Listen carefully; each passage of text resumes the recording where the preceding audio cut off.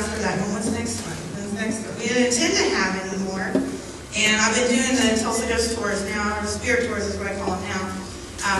It's been for nearly 8 years now. It's a 3-hour tour, and I do have tickets available at my booth if you want to get some later.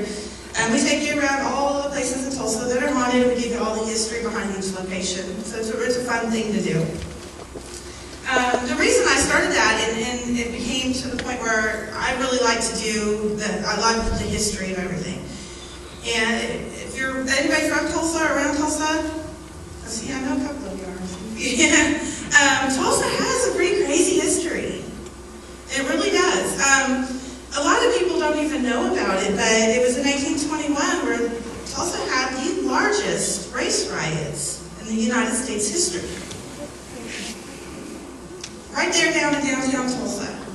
And it started with a man by the name of Dick Rowland and an elevator woman named Sarah Page. And it says that Mr. Rowland got on the elevator and all they heard was a scream, and he ran from the elevator. There's a couple of stories that kind of go in with that. One says that they were a clandestine couple and they had an argument and she did it on purpose. But the rumors ended up firing and spreading because racial tensions were so high. And it became to be that supposedly Mr. Rowland tried to rape her. Next thing you know, there's this huge mob gathering in downtown Tulsa. They arrested Mr. Rowland, and this huge mob started gathering, and all these men with guns were showing up. The police, Tulsa police, showed up trying to calm everything down.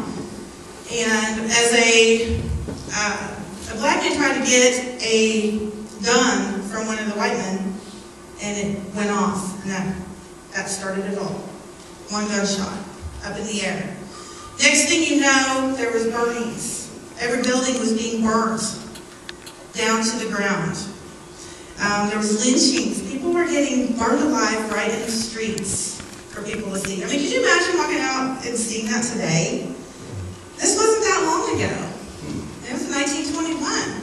And so, yeah, it was crazy. There was an estimate given by certain people of political status that said about 300 people died, but it was more like 3,000.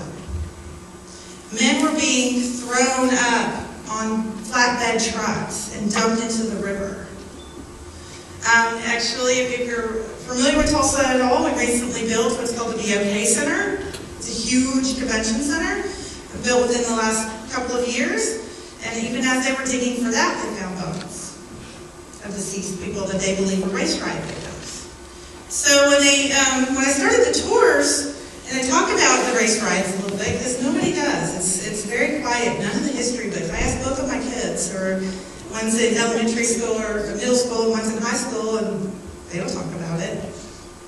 And it's just kind of one of those things that's all hush-hush and nobody wants to talk about, but it's a very, very significant, important part of Tulsa history.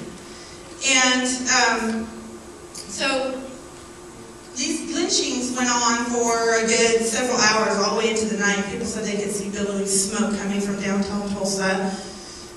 There's pictures all over the websites now that you can look at. I've actually got some in my book that show men being piled on flatbed trucks and just dumped off.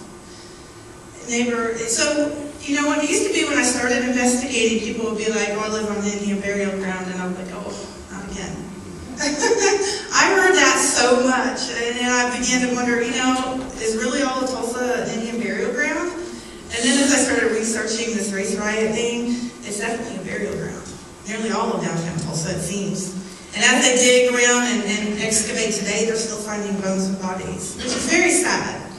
And it seems that, and more research that I do, if there's really truly a haunting someplace, it definitely comes from some type of horrific event that leaves some imprint in the environment.